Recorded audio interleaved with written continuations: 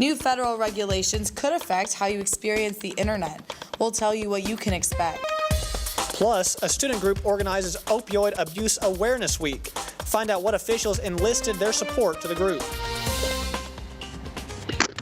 I'm down here at Lewis Park Live, and you can see there are people behind me playing soccer, but they may not be able to do that for long. Find out coming up on UATV.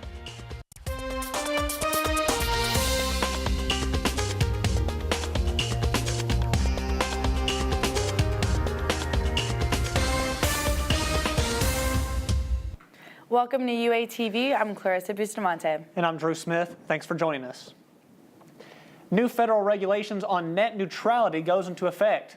This allows internet providers to block or slow down traffic on certain sites. UATV's Lane Blank has more. Major changes coming to your internet service. Wipe out net neutrality. Net neutrality. Net neutrality. Net neutrality. Net neutrality is the idea that all content on the internet should be treated equally. This means the internet service providers can't intentionally speed up or slow down web traffic from certain sites. Security analyst Roy Hatcher says getting rid of net neutrality opens new freedom to internet providers. What that allows is for ISPs or internet service providers to suddenly find ways to make money off of being able to not treat all packets equally. Hatcher says this is already happening with AT&T, who recently announced sponsored data for certain services AT&T provides. If you're using AT&T Mobile, those services are free. They don't count towards your data streaming limit. But if you were to watch Netflix, that does count towards your data streaming limit.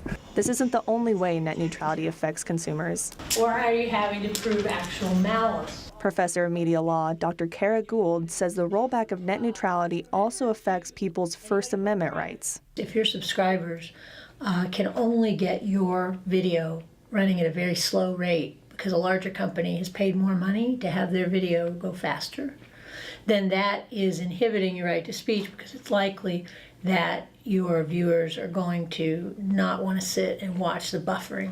Hatcher says to be vigilant of how net neutrality could affect you. Staying aware of issues and recognizing the indirect effects they can cause is important for all of us.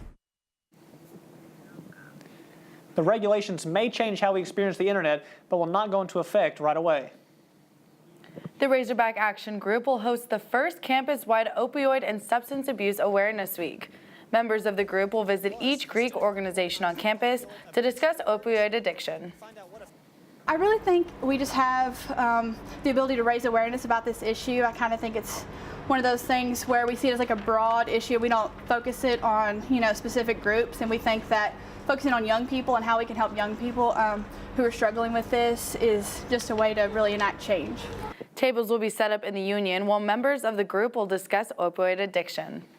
Well, Clarissa, the weather finally felt like spring today. That's right, Drew. If you love the weather today, then you should be looking forward to the weekend. UATV's Ashlyn Grace Brothers joins us live with our weather forecast. Ashlyn?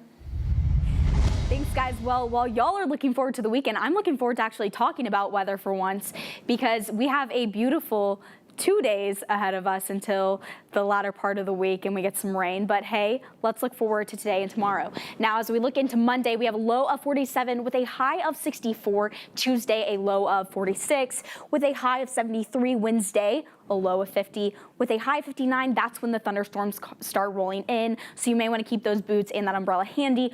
Thursday, 43 with a high of 69. At least we have those high temperatures. It is rainy again. Make sure you have that umbrella. Some scattered storms there as well. And then on Friday, rolling into the weekend, we have 45 with a high of 64. Some clouds, but hey, at least it's beautiful. Okay, guys, back to you. Fayetteville showcases its natural beauty through its parks and trails. These attractions earned the title of Best in Arkansas. But UATV's Savannah Skidmore tells us how we may be losing one of these parks. That's right, Drew. I'm here at Lewis Park, which is on the corner of Lewis Avenue and Mount Comfort Road.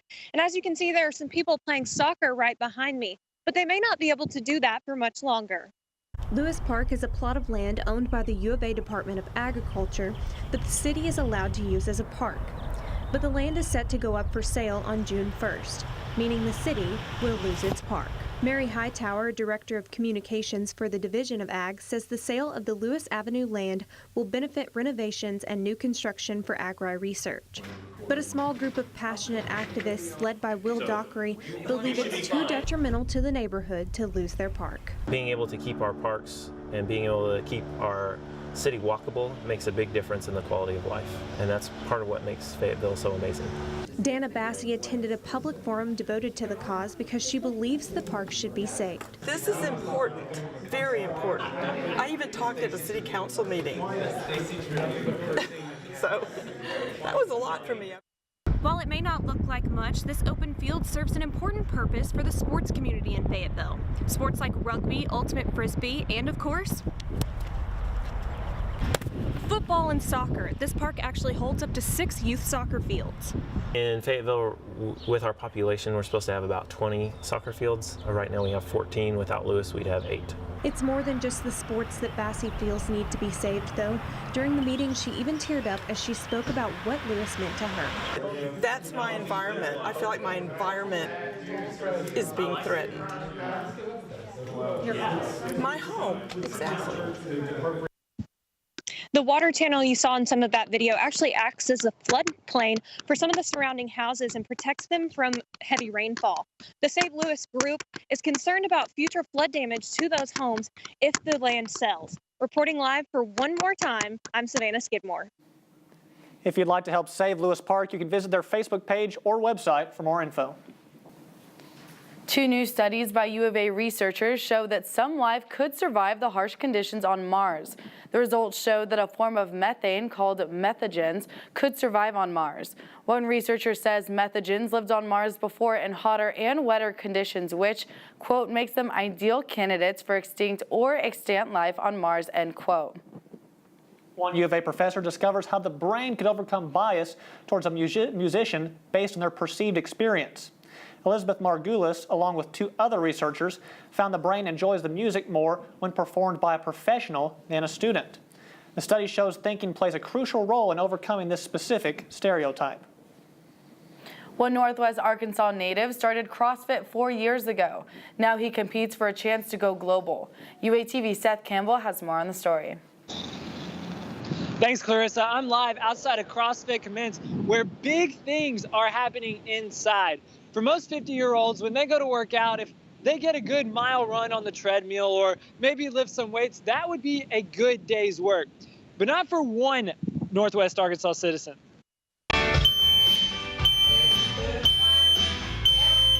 Jody Hendricks works out a lot.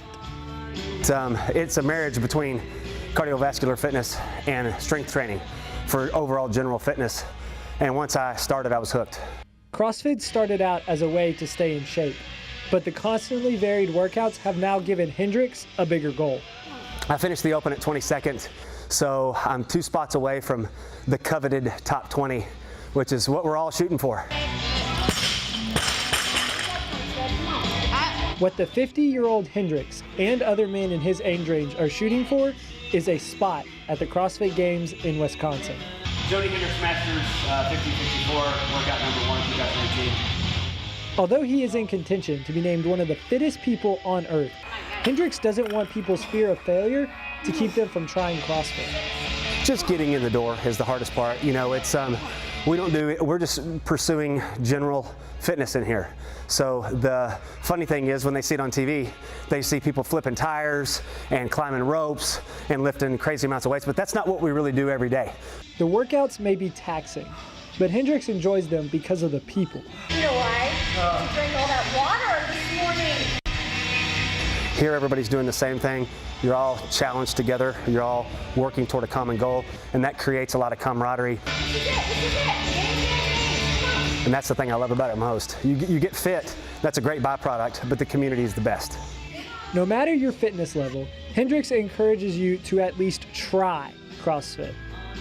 It's the pursuit of a better lifestyle, and that's the same across any CrossFit gym anywhere in the world, and it's what draws a lot of people to it, and it's just awesome. If he made it the top 20. If he does make the top 20, he will then proceed to regionals in Nashville on May 25th through the 27th. There he will compete for a chance to go to the Global Games in Wisconsin. Reporting live for UATV, I'm Seth Campbell. Thanks, Seth. If you want to try out for CrossFit yourself, you can find multiple CrossFit gyms across Fayetteville with a class time for any schedule. Imagine flying from Bolivia to Arkansas to start school. Hear one student's story next. Finally starting to warm up here in the NWA, but vast amounts of vegetation are causing irritation. National weather forecast coming up after the break. Yeah.